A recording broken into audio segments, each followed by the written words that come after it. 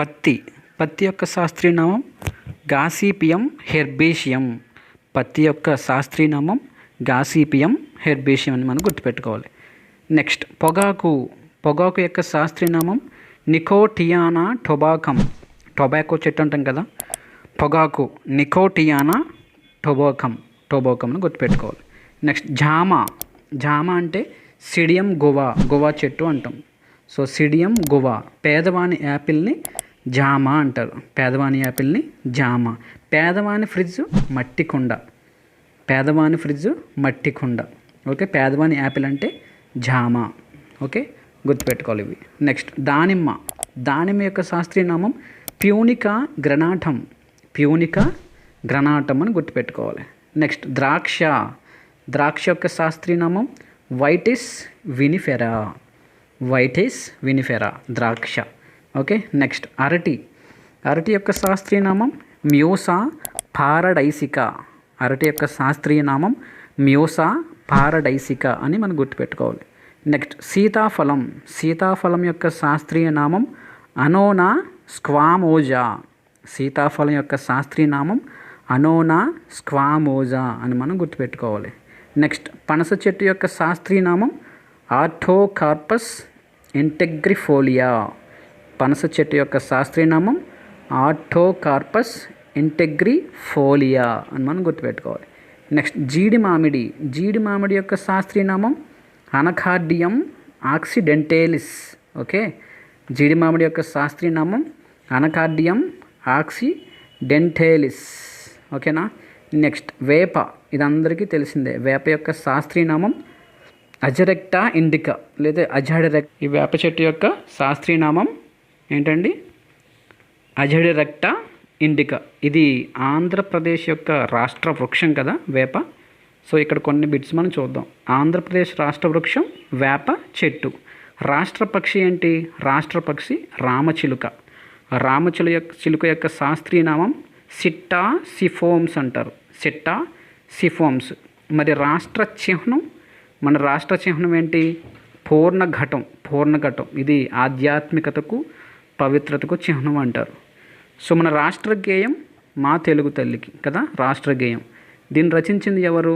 శంకరంబాడి సుందరాచారి. మన టెక్స్ట్ బుక్స్లో ఫ్రంట్ పేజెస్లో ఉంటుంది, అక్కడ ఒకసారి పేరు చూడండి. శంకరంబాడి సుందరాచారి. ఇది రాష్ట్ర ప్రకృతికి సంపదను వివరిస్తుంది. ఓకే, రాష్ట్ర పుష్పం ఏంటి? మల్లెపువ్వు. ఇందులో చదువుకున్నాం కదా. మల్లెపువ్వు యొక్క శాస్త్రీయనామం జాస్మినం అని గుర్తుపెట్టుకోవాలి. రాష్ట్ర పుష్పం మల్లెపువ్వు. రాష్ట్ర శాస్త్రీయ నృత్యం కూచిపూడి. రాష్ట్ర క్రీడ కబడ్డీ కదా. రాష్ట్ర క్రీడ కబడ్డీ. రాష్ట్ర భాష ఏంటి? తెలుగు. రాష్ట్ర ఫలం మామిడి. ఇందాక మనం చదువుకున్నాం రాష్ట్ర ఫలం మామిడి. ఇవన్నీ మనం గుర్తుపెట్టుకోవచ్చు. ఓకే, నెక్స్ట్ ఆవాలు. ప్రతి కిచెన్లో ఆవాలు లేకుండా కిచెన్ ఏది ఉండదు. సో ఆవాలకు బదులుగా బ్రాసికా నైగ్రా ఉన్నాయని అడగవచ్చు మనం. ఆవాల బదులు బ్రాసికా నైగ్రా. ఆవాల యొక్క శాస్త్రీయ నామం బ్రాసికా నైగ్రా.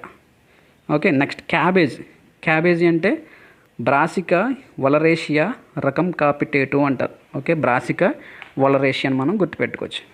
నెక్స్ట్ కాలీఫ్లవర్కి శాస్త్రీయ నామం Brassica oleracea. Okay, Brassica oleracea. ఇది బోట్రిటస్ అంటారు కదా, బోట్రిటస్. ఇది క్యాబేజ్కి కాపిటేటు అంటారు. ఇవి రెండు కొంచెం కన్ఫ్యూజ్ అవ్వకుండా చూసుకోండి. నెక్స్ట్ చిక్కుడు చెట్టు యొక్క శాస్త్రీయ నామం డాలికస్ లాబ్లాబ్ అంటారు. చిక్కుడు యొక్క శాస్త్రీయ నామం డాలికస్ లాబ్లాబ్ అంటారు. వేరుశెనగ యొక్క శాస్త్రీయ నామం హరాకిస్ హైపోజియం గుర్తుపెట్టుకోవాలి. నెక్స్ట్ బఠానీ యొక్క శాస్త్రీయ నామం పైసం సెటైవం. ఓకేనా. నెక్స్ట్ టమాటా యొక్క శాస్త్రీయ నామం లైకోపెర్సికం ఎస్కెలంటం.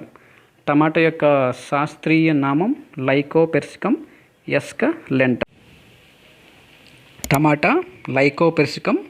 ఎస్కెలంటం.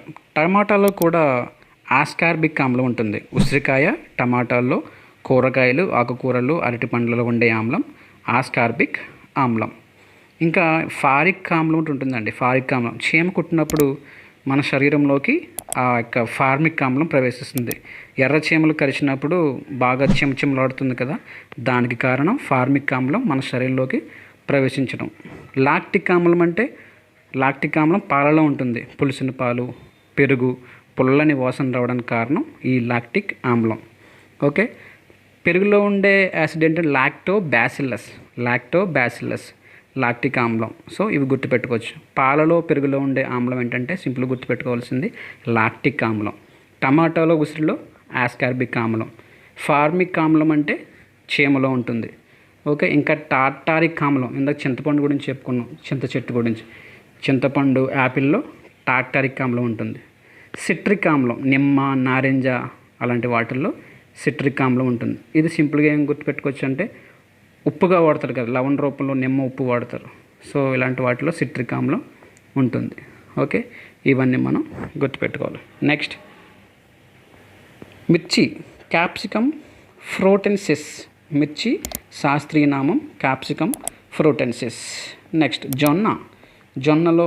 జొన్న యొక్క శాస్త్రీయ నామం సోర్గం వల్గేర్. Thank you.